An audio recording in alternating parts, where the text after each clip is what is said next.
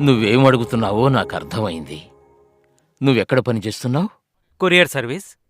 చిన్న ఉదాహరణ చెప్తాను. ఇది నా స్వంత అభిప్రాయం, తప్పుగా అనుకోకూడదు. నా మీద ప్రేమతో నా కోసం ఒకరు తన ఆస్తిపత్రాల్ని నా పేరున రాసి పంపారు. నువ్వు నాకు తీసుకొచ్చి ఇస్తున్నావు. నువ్వు చాలా మంచివాడివి, ఉత్తముడివని నాకు తెలుసు.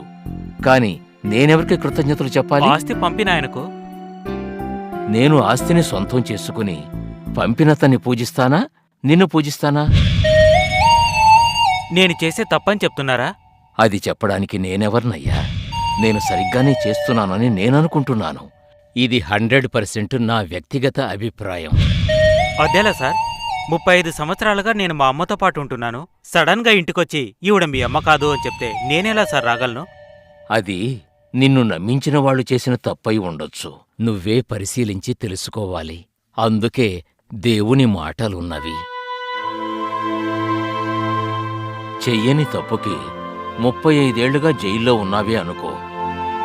నువ్వు నిరపరాధివని కనిపెట్టి సడన్గా ఒకరోజు నిన్ను విడుదల చేస్తే 35 ఏళ్లుగా జైల్లో ఉన్నాను, నేనింక జైలుని వదిలి వెళ్ళను అని చెప్తావా? యేసు ప్రభువు గురించి బైబిల్లో 196 అధ్యాయాల్లో 683 వచనాలలో చెప్పబడి ఉంది. యేసు ప్రభువు తల్లి గురించి 22 అధ్యాయాల్లో 22 వాక్యాల్లో మాత్రమే చెప్పబడింది. ముందే చెప్పానుగా, బైబిల్ని ఎవరెవరు ఎలా అర్థం చేసుకున్నారో ఆ విధంగానే విడిపోయారు. యోహాను 8:31 మీరు నా వాక్యమందు నిలిచిన వారైతే నిజముగా నాకు శిష్యులై ఉండి సత్యమును గ్రహించెదరు. అప్పుడు సత్యము మిమ్మును స్వతంత్రులనుగా చేయును. సత్యము తెలియాలంటే శిష్యులవ్వాలి. శిష్యులమవ్వాలంటే ఆయన ఉపదేశం మీద నమ్మకం ఉంచాలి. అర్థమైందా?